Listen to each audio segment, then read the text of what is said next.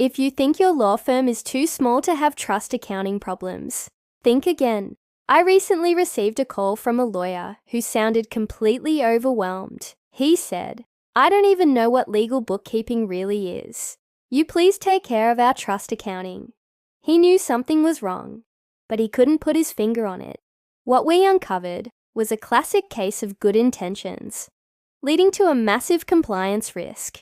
In this video, I'll show you exactly what went wrong in his firm, how it could have been prevented, and what every law firm owner absolutely needs to know about trust accounting to stay compliant and stress-free. So, let's dive into the story. The firm was a small but growing practice.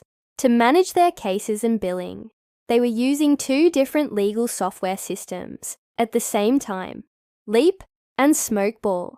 Now, on their own, both LEAP and Smokeball are excellent, powerful tools. But using them together created a perfect storm of confusion. They were essentially doubling their expenses, and more importantly, they were doubling their potential for errors. There was no dedicated accountant, or even a clear process for who did what. Multiple people in the office were creating invoices and managing transactions, but they were doing it inconsistently across two different platforms. The trust account, which should have been straightforward, became an absolute mess. Imagine trying to build a single puzzle with two different puzzle boxes. That's what was happening. Their data was split, their workflows were chaotic, and nobody had a complete picture of their financial situation. It was a system designed to fail. The turning point came when we started the cleanup process. It was like an archaeological dig through their financial records.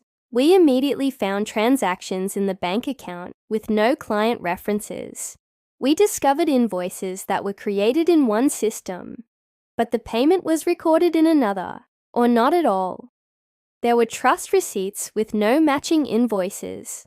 Most critically, there had been no reconciliation between the bank statements, the firm's trust ledger, and the individual client ledgers. It was a complete disconnect. The final wake-up call was a warning letter from the Law Society about an upcoming audit.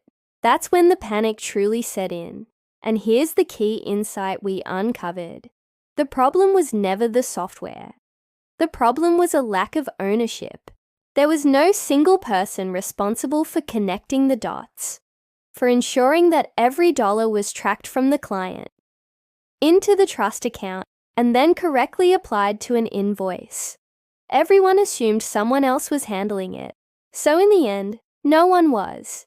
This situation isn't just about one firm. I've seen this exact same pattern play out in many small and mid-sized law firms. There's a common misconception that if you buy the right software, compliance will happen automatically. It doesn't.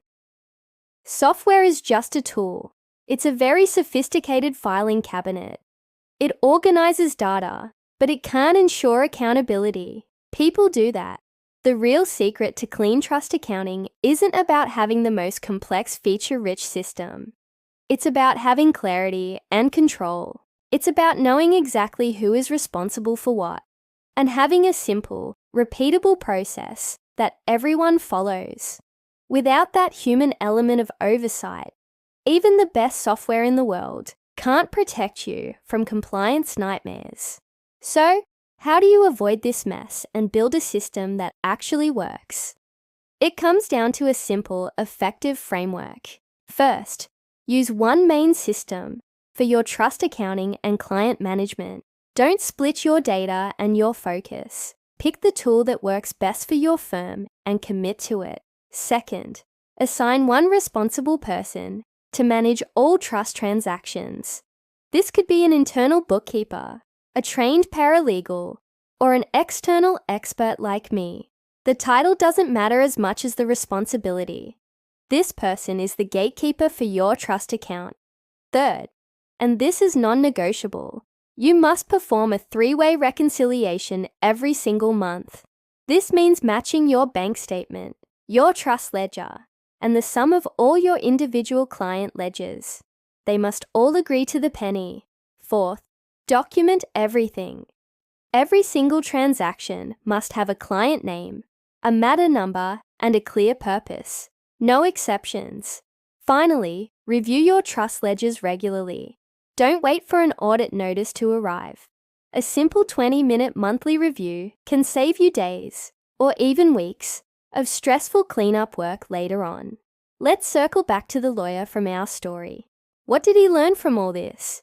He realized that his attempt to make things easier by adding more tools had the exact opposite effect. It created chaos.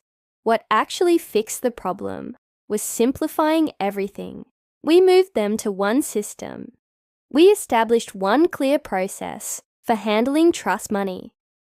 And we designated one person to be responsible for overseeing it. That's it. The solution wasn't more technology.